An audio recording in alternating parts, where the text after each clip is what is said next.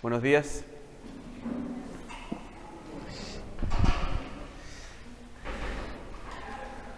El día de hoy vamos a hablar con respecto al nombre de nuestra iglesia. El tema sería el nombre de nuestra iglesia.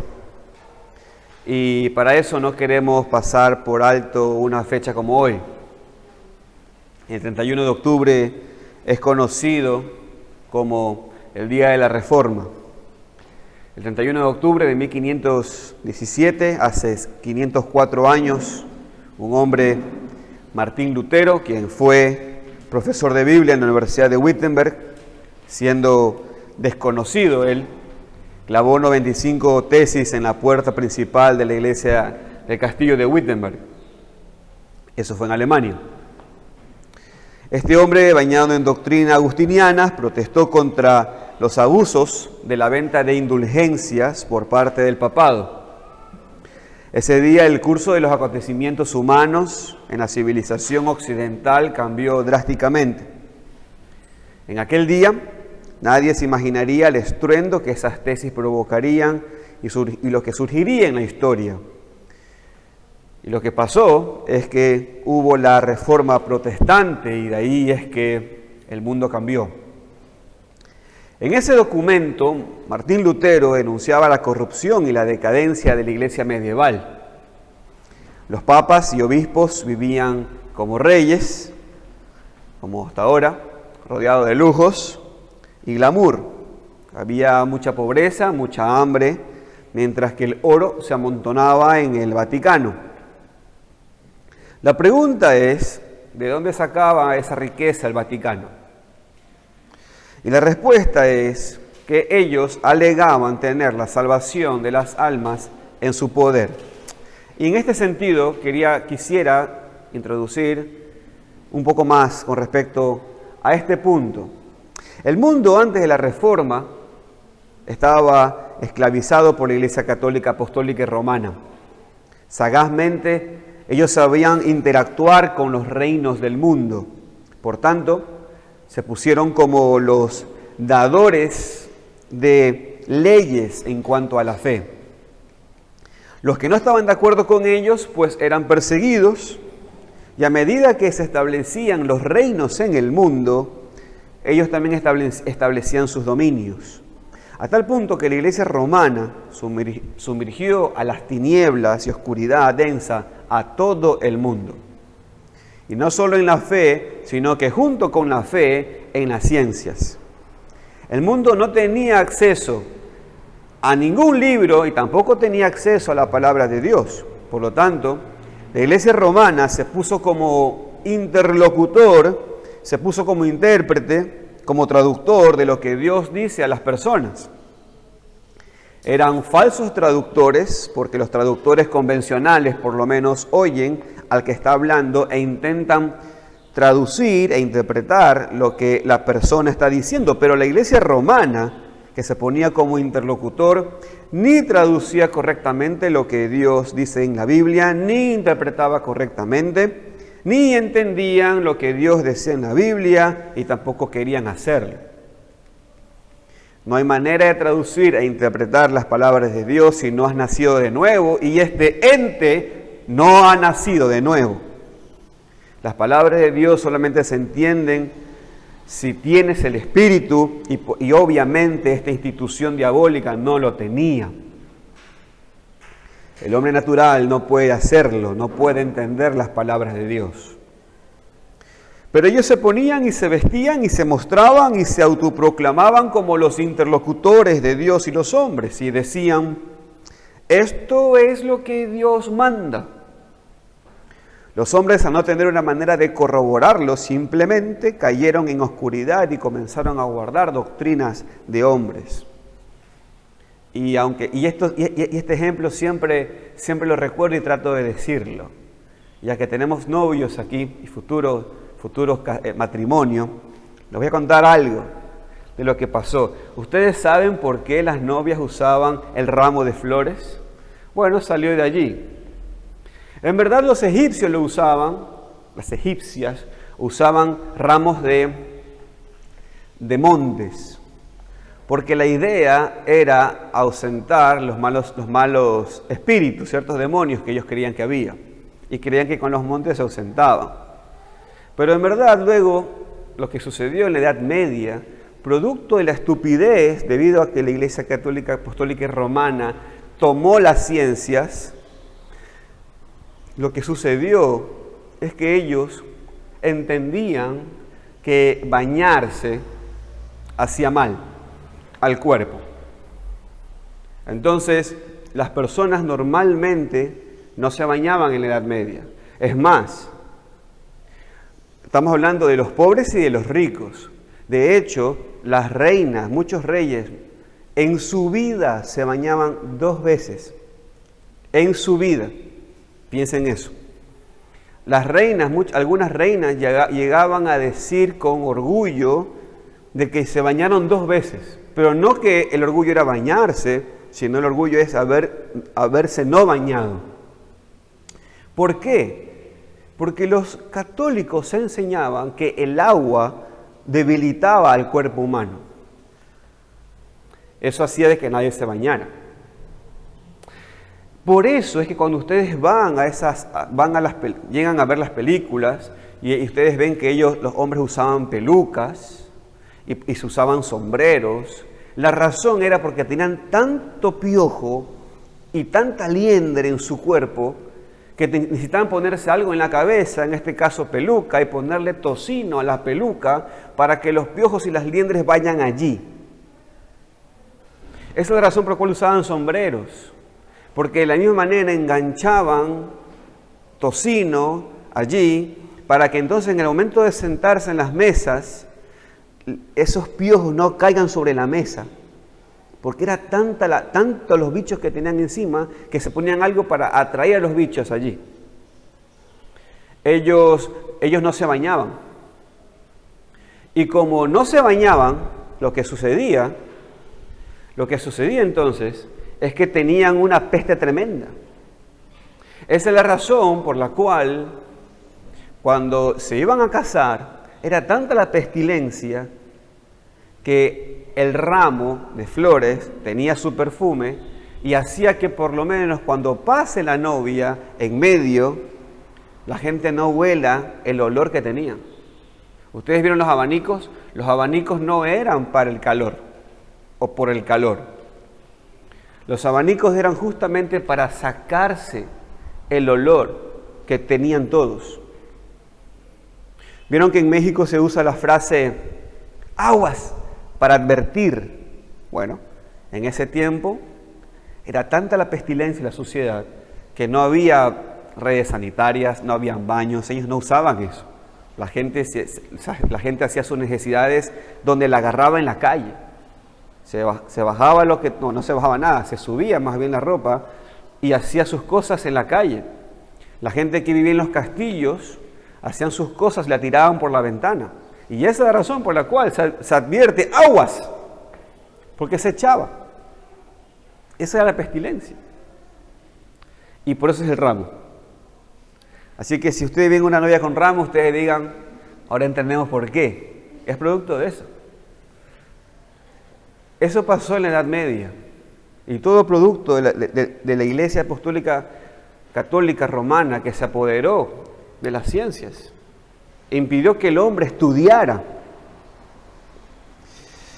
La Iglesia Católica entonces se tomó la conciencia de los hombres y una vez hecho eso, comenzó a decirles que deben dar dinero a los ministros católicos porque ellos intercedían para la salvación del alma de sus familiares.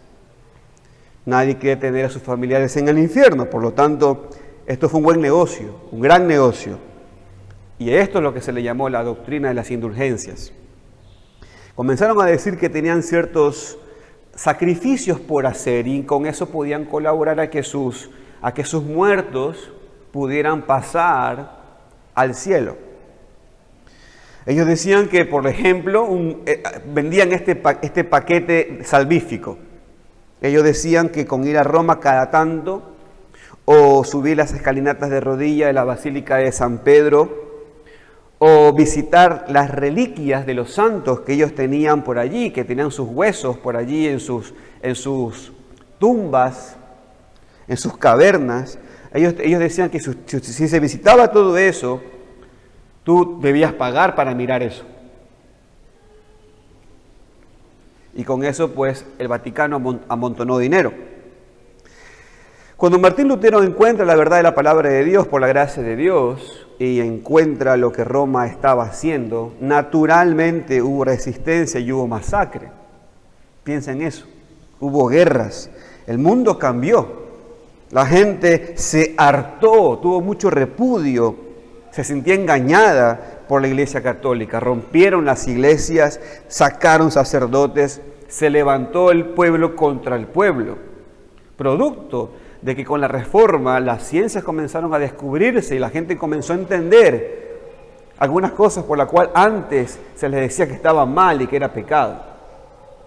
Es más, uno de los asuntos de los baños, prohibían los baños para ayudar a que la gente no lo haga. Decían que eso hacía de que las personas se vayan por la vanagloria. Entonces prohibían los baños y le decían que era pecado porque hacía que la gente comience a lucir mejor. Y es producto de eso que en ese tiempo, por eso que mucha gente tenía muchos hijos. ¿Por qué? Porque tenían hijos que se morían. El hecho de no bañarlos hacía de que los niños estaban sucios, las calles estaban sucias, y una simple caída, una simple herida que ellos llegaban a tener, producto de su piel sucia y producto de todo lo que había era sucio, se infectaba el niño y moría. Eso era lo más normal. Por eso que tenían muchos hijos, para que alguno le quede vivo. Es por eso que el tema del bautizo tiene que ver también con eso, con el hecho de no usar agua. Todo habían oscurecido lo que tiene que ver con la ciencia. La gente se hartó. Pero fue la verdad de Dios puesta en alto que hizo que las personas salgan de esas tinieblas y vengan a la luz. Ya no se necesitó del falso interlocutor llamado Iglesia Católica Apostólica y Romana. Y ahora los hombres podían ir a las Escrituras y oír de Dios sus palabras. Y hermanos, ese es el legado de la Reforma. De las tinieblas, luz. El desarrollo de las ciencias en todo el mundo y la libertad de la conciencia en una mitad del mundo es debido a nuestro buen Dios usando la providencia del protestantismo de los reformadores. Pero aquí tenemos que hacernos una pregunta. ¿Cuál fue la herramienta que se usó? Alguien dirá, bueno, si en ese momento la razón comenzó a erigirse, entonces seguramente la herramienta que se usó fueron las ciencias, la lógica. Y la verdad es que no. La herramienta que se usó, la herramienta que los reformadores usaron fue la fe. Los reformadores solamente usaron las sagradas escrituras para dar luz a este mundo de tinieblas. Ellos decían, en el mundo solo hay un mediador entre Dios y los hombres, y ese es Cristo, y por lo tanto, solo Cristo, decía. Y de Cristo solamente se habla en las Sagradas Escrituras, y por lo tanto decían solo Escritura. Por tanto, si es solo Cristo el que salva, automáticamente se debe saber cómo Cristo salva. Y Él lo hizo derramando su sangre en la cruz para el perdón de los pecados. Por tanto, si se predica solo Cristo y a este crucificado, entonces la cruz nos dice que fue solo gracia. Y por eso se le usó la frase solo gratia. No fue el hombre que tuvo que pagar en la cruz, fue el unigénito Hijo de Dios. Por tanto, cualquier hombre, no importa el pecado que haya cometido, no importa la cantidad de pecados que haya hecho, si creen en el Señor Jesucristo como su único Señor y Salvador, quien murió en la cruz por sus pecados, entonces tal persona es salva por fe en Cristo, y a eso se le llamó solo fide. Y eso los llevó a los reformadores a una dulce consecuencia. La palabra de Dios fue dada por Dios, el Hijo de Dios fue dado por Dios, la gracia de Dios fue dada por Dios y la fe en Jesucristo también es dado por Dios. Por tanto, en ninguna parte el hombre tiene mérito alguno en su salvación. Por lo tanto, la dulce consecuencia es, si todo lo ha provisto Dios, entonces solamente Dios tiene toda la gloria. Y es por eso que ellos le llamaron a esto Soli Deo Gloria. Estas frases en latín fueron los que pusieron en alto en ese tiempo, la Reforma Protestante y la Posreforma. Solo Cristo, solo gracia, solo fe, solo a Dios la gloria. Y a esta última frase es con la que queremos reflexionar y recordar el día de hoy. Es debido a esta sola el nombre de esta iglesia. Es por eso que he titulado el mensaje, y tienen ustedes sus bosquejos, un breve recordatorio de la sola Soli Deo Gloria, que nuestra iglesia siempre debe tener en mente.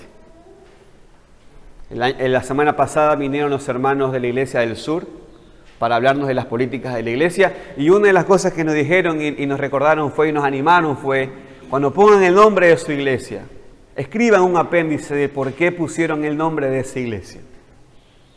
Hoy es un buen día para recordar por qué nosotros hace un año atrás les pusimos este nombre. Algo que nuestra iglesia siempre debe tener en mente. Quiero hablar 2 puntos con respecto a eso, o recordar 2 puntos. El primero es que la salvación de los hombres es por el Señor. Y por eso decimos, solo a Dios la gloria. Y la segunda razón, lo segundo que tenemos que tener en mente es que la creación de los hombres es por el Señor.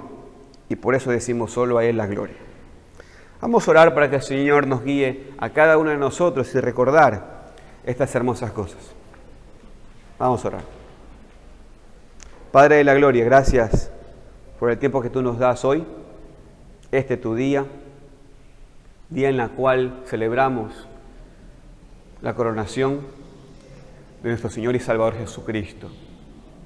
Este día hermoso en la cual Él resucitó y comenzó la recreación. Y eso es lo que recordamos hoy. Alabamos y bendecimos tu nombre y agradecidos, Señor, estamos de poder oír tu palabra. Gracias, Señor, por traernos. Guíanos, te lo pedimos en el nombre de Cristo Jesús. Amén. La salvación de los hombres, mis queridos hermanos, es por el Señor. Si me acompañan, por favor, a Hebreos capítulo 2, versículo 10. La palabra de Dios dice, Hebreos 2:10 dice, porque convenía a aquel por cuya causa son todas las cosas, y por quien todas las cosas subsisten, que habiendo de llevar muchos hijos a la gloria, perfeccionase por aflicción al autor de la salvación de ellos. Hebreos 2:10. Entre muchas cosas que este versículo dice, hay ciertos detalles que debemos observar. En primer lugar, nos habla de Dios el Padre. Es Dios el Padre la causa de todas las cosas y en quien todas las cosas subsisten. Eso es lo primero que tenemos que ver en este versículo. El segundo detalle es la palabra convenía, que ustedes pueden ver allí. Esta palabra da la connotación de que todo lo que el Hijo de Dios vivió es consecuente al plan que el Padre diseñó para Él. Dicho de otra manera, la cruz de Cristo fue la obra perfecta de la sabiduría de Dios. La cruz fue el plan que ningún hombre o ángel se le podía ocurrir. Así que la cruz de Cristo fue conveniente para la justicia y la santidad de Dios. Dios, en su deseo de llevar a muchos hijos a la gloria, convino en perfeccionar por aflicciones al autor de la salvación de ellos. Lo que dice también es que era conveniente entonces el sufrimiento temporal, pero fulminante del Padre hacia su Hijo. Eso era conveniente y no la eternidad para los pecadores sin alcanzar redención. Eso es parte de lo que dice ese texto. Era conveniente eso. Lo tercero que llama la atención de este versículo es cuando habla de Jesucristo.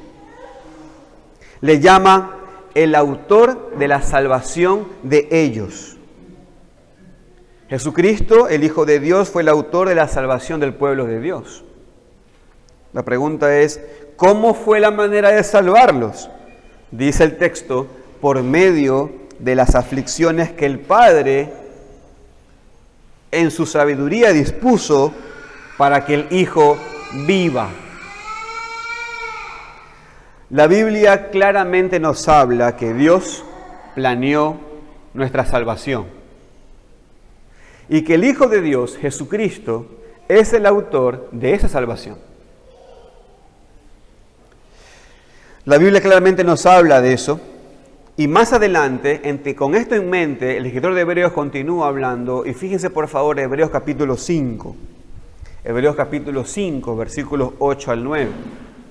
Hebreos 5, 8 al 9 dice, aunque era hijo, por lo que padeció, aprendió la obediencia, y habiendo sido perfeccionado, vino a ser autor de eterna salvación para todos los que le obedecen.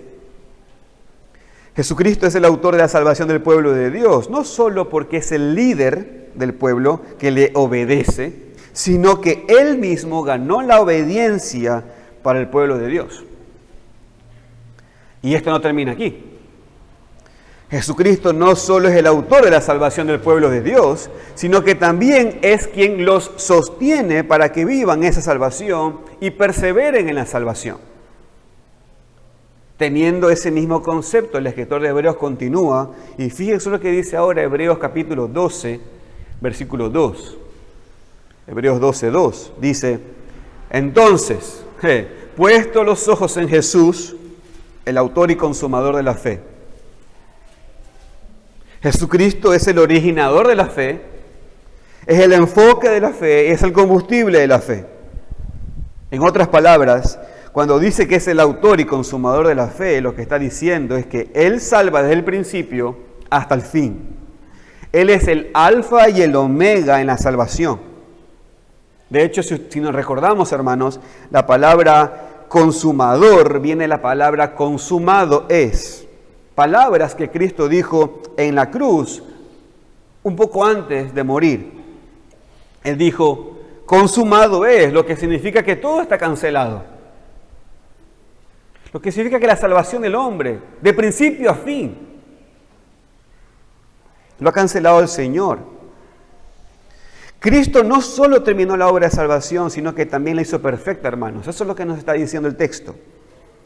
El hombre que es salvo por la gracia de Dios, por medio de la fe en Jesucristo, no tiene nada que hacer para asegurarse la salvación o ayudar a la obra de Dios en la salvación. Cristo hizo una salvación perfecta de principio a fin, sin nada que añadir por el hombre. Nosotros no cooperamos para tener nuestra salvación, sino que ella es un resultado solamente del Señor. Por eso, hermanos, y con esto es la clave para entender el libro de Jonás, el libro del profeta Jonás, que muchas veces se lo ha malinterpretado y se lo usa como un rebelde. Fue un rebelde, tenía una buena causa, pero no tenía tanta ciencia Jonás. Por eso que Jonás dijo en el capítulo 2, verso 9, dijo, la salvación es del Señor. Pero cuando dice eso, es producto de que él entendió algo. La salvación es del Señor de principio a fin. Este versículo es llamativo, mis queridos hermanos, porque Jonás no quería ir a Nínive, porque no quería que ellos se arrepintieran, ¿se acuerdan? Pero Jonás, y aquí viene la parte importante, Jonás no quería que se arrepintieran porque Nínive era un pueblo enemigo de los judíos. Y si el pueblo enemigo quedaba vivo, mañana sería una amenaza para el pueblo judío. ¿Lo entienden? Eso es lo que entendía Jonás. Si se arrepienten, esta generación es santa el Señor, pero los hijos, ¿quién sabe? Y los hijos mañana pueden ser y tomar las armas en contra de mi pueblo. Jonás dijo, eso no es un buen negocio, no es buen negocio que los ninivitas queden vivos. Entonces, ¿qué hizo Jonás? Bueno, no hizo caso, no fue a Nínive, tomó el primer barco que había y se fue a Tarsis.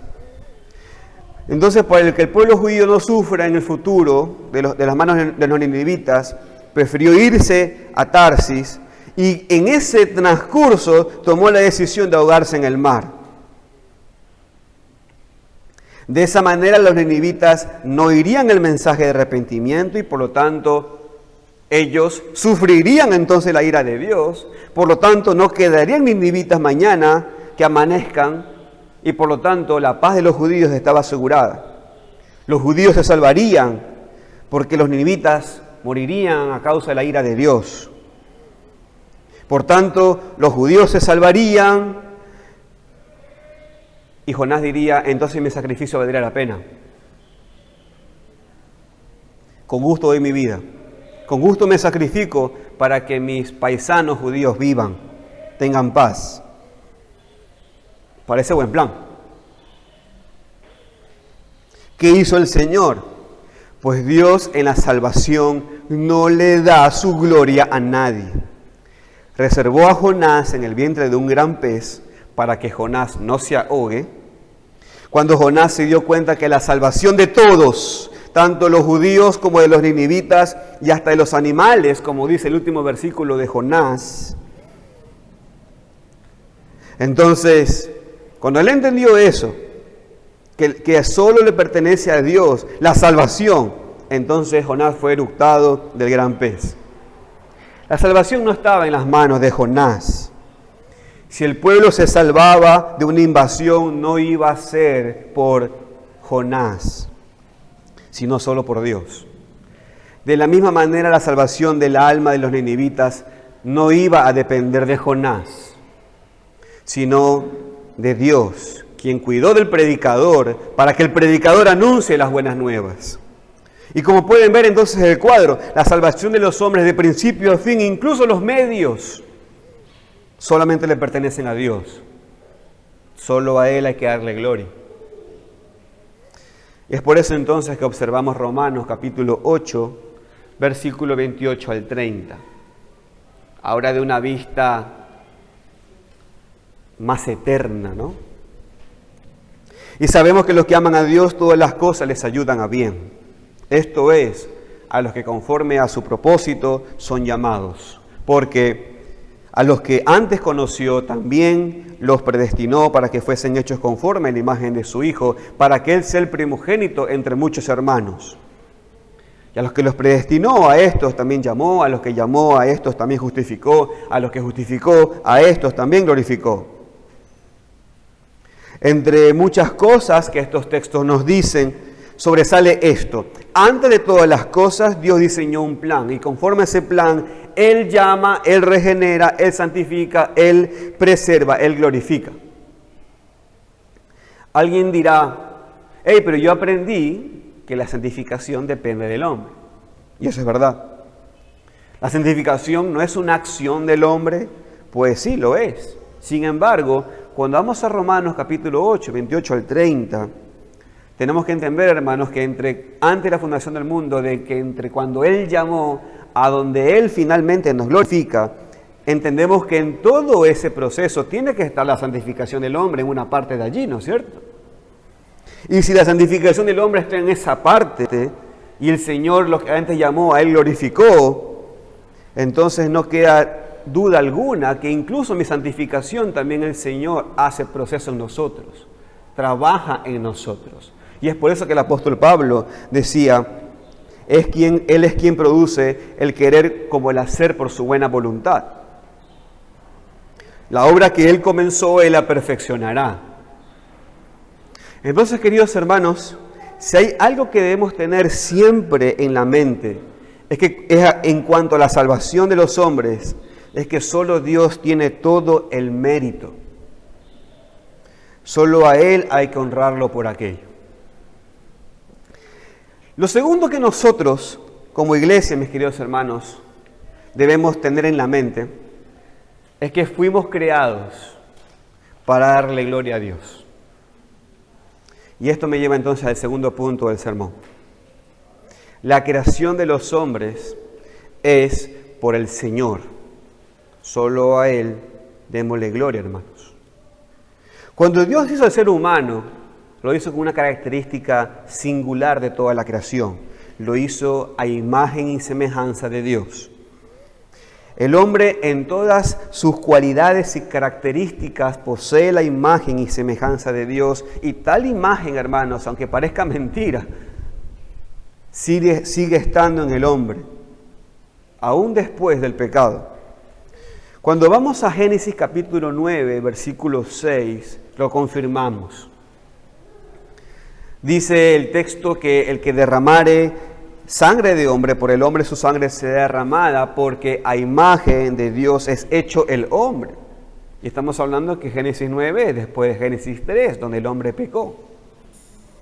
Este versículo se dice aún después de ese momento que el hombre peca, por tanto, Dios creó al hombre para que le dé gloria a Dios.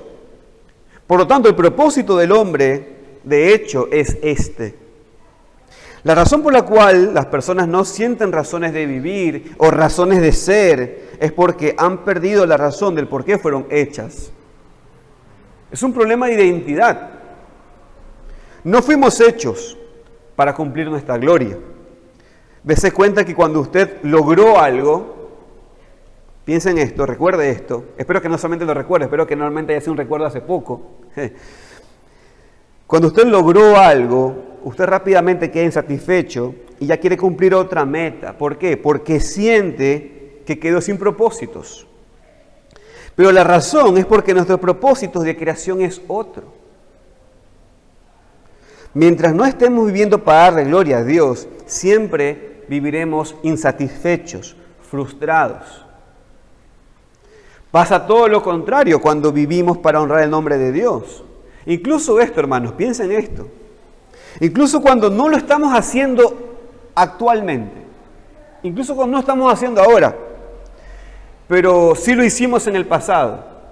Cuando usted recuerda ese momento que usted hizo las cosas para la gloria de Dios, ¿qué se le viene a la mente? Se le dibuja una sonrisa.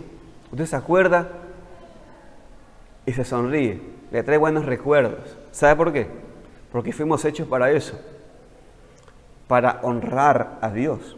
Y cada vez que usted recuerda eso, cada vez que usted prepara una comida, atiende a su esposa, salen, disfrutan de su familia, cada vez que usted trabaja, cada vez que usted viene y lo hace en conciencia de hacer las cosas al nombre de Dios, usted está contento, incluso cuando trabaja y pierde, incluso hasta cuando lo estafan. Como usted hizo las cosas bien, usted queda satisfecho de yo hice las cosas bien. Y le trae buenos recuerdos de eso a usted. Porque fuimos hechos para eso. Observemos este versículo, hermanos. Acompáñenme por favor Isaías capítulo 43, versículo 7. Fíjese. Isaías 43, 7 dice: todos los llamados de mi nombre para gloria mía los he creado. Los formé y los hice.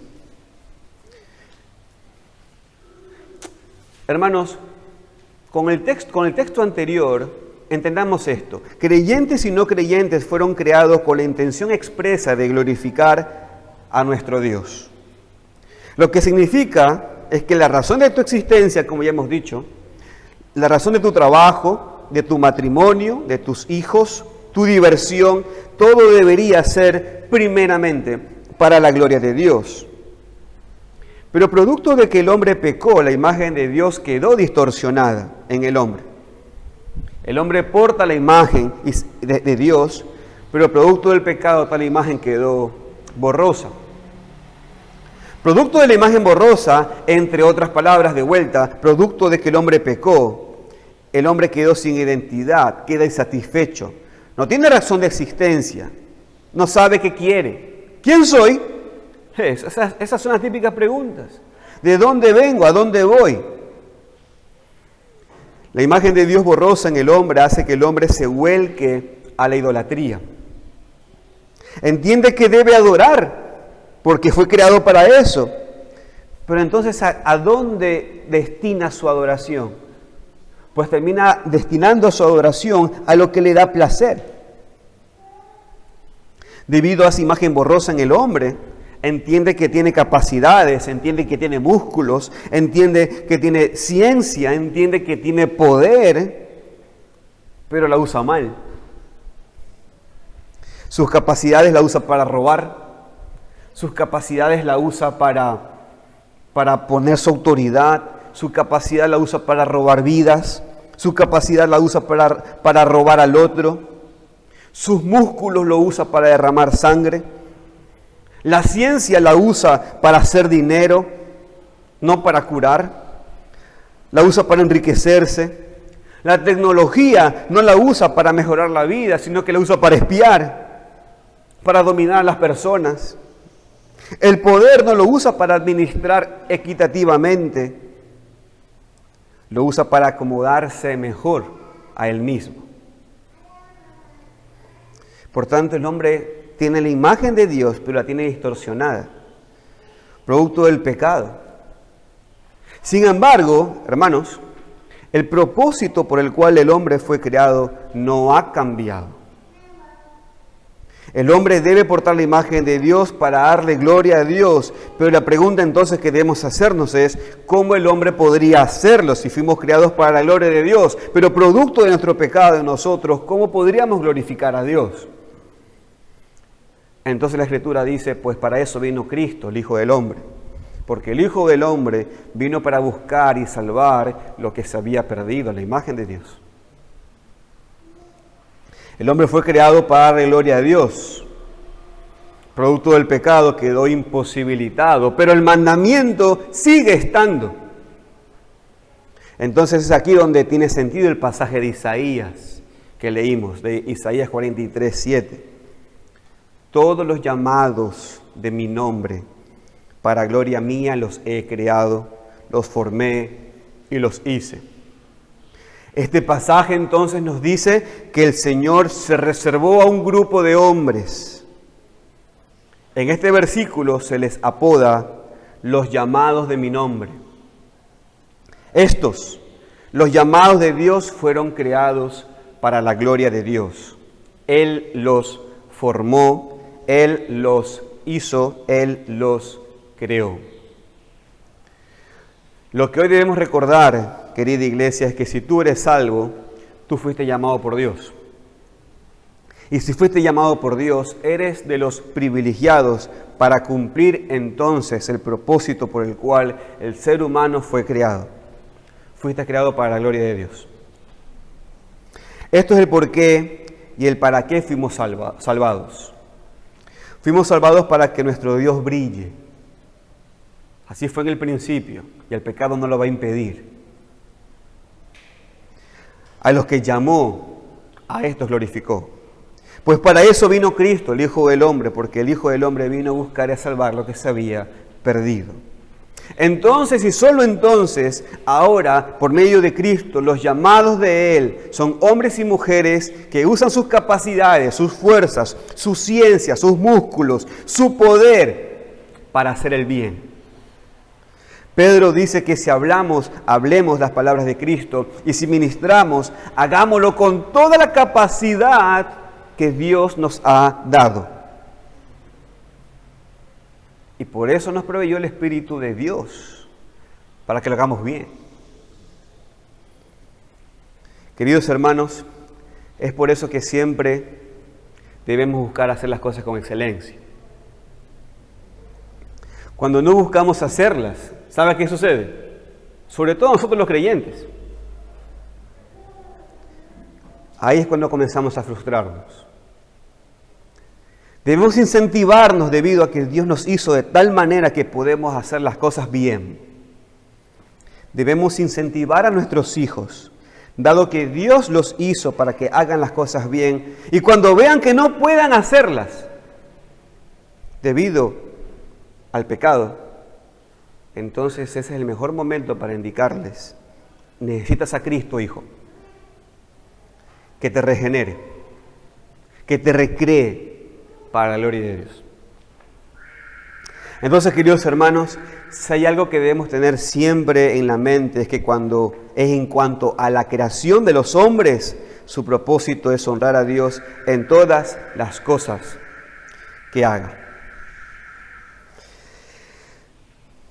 Finalmente, unas reflexiones, mis hermanos, de este mensaje. La creación es del Señor y también la redención es del Señor. La salvación de los hombres es solo por el Señor y la creación de los hombres es solo por el Señor. Y estos dos puntos que acabo de mencionar son teología y son práctica. Si hay alguna buena moral en nosotros, es solo por el don del Espíritu Santo. O sea, por la salvación de mis pecados. Y si tengo la bendición de hacer la voluntad de Dios de tal manera que los hombres lo puedan reconocer, es solo porque Dios me hizo de tal manera para hacerlo. Iglesia querida, si hemos sido salvos para darle alabanza a la gloria de su gracia, como dice el capítulo 1 de Efesios, entonces, hermanos, hemos sido restituidos para hacer las cosas como se las manda en el principio de la creación. Podemos hacerlo entonces, hermanos, las cosas, todas las cosas, para la honra de Dios. Aunque hemos sido salvos por la gloria de Dios, hagamos las cosas aún, hermanos, las más insignificantes, de tal manera que Él sea honrado. Mientras los ministros católicos, apostólicos y romanos se adjudicaban coronas, menciones, lujos, egocentrismos, preeminencia en la salvación de los hombres, el cual es mentira, los reformadores decían: solo Dios tiene la gloria en la salvación de las almas, porque de Él, por Él y para Él son todas las cosas. A Él sea la gloria por todos los siglos. Amén. Si portamos este nombre, si portamos este gran nombre, si somos dignos de ser llamados iglesia, hermanos, eso es cumplir el tercer mandamiento de Dios. Usad bien el nombre de Dios, no lo uses en vano. Si llegamos a fundar una iglesia, esa es la gran responsabilidad que tenemos: honrar el nombre de Dios. Si nos apodamos como nombre la iglesia local, que ningún hombre se adjudique lo que solo le pertenece a Dios. Si de esta iglesia algo bueno llega a ser en el barrio, si un alma vuelve a Dios, si un hombre sale de la miseria del pecado, si una familia se reconcilia, si de aquí sale un Nobel, si de aquí sale un presidente, un artista, un deportista, un ciudadano de bien, que nunca sea reconocido nuestra acción o nuestro nombre o nuestra personalidad, sino que solo a Dios sea la gloria. Porque tanto esa persona fue salvada para la gloria de la gracia de Dios, y esa persona fue hecha con la capacidad para hacer acciones y con la personalidad que lo caracteriza, solo por las manos hermosas de nuestro Señor. Él lo hizo para su gloria. No a nosotros, sino a tu nombre, Señor, dad gloria por tu misericordia y porque esta es tu verdad. Le damos gracias al Señor.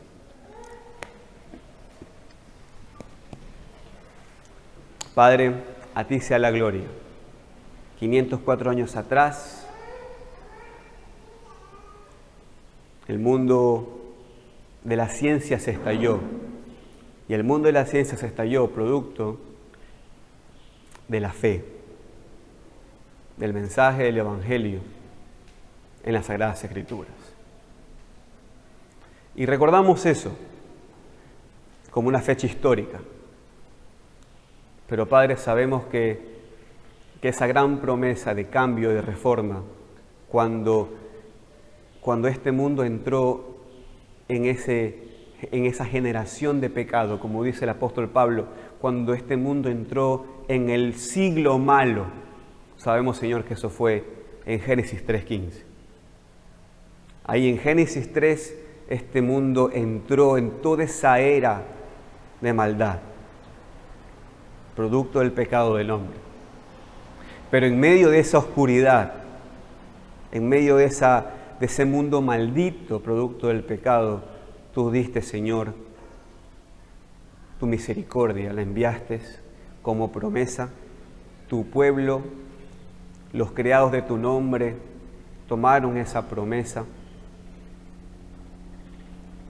Y finalmente esa promesa se plasmó en medio de este mundo de maldad por medio de nuestro Señor Jesucristo. A Él sea la gloria.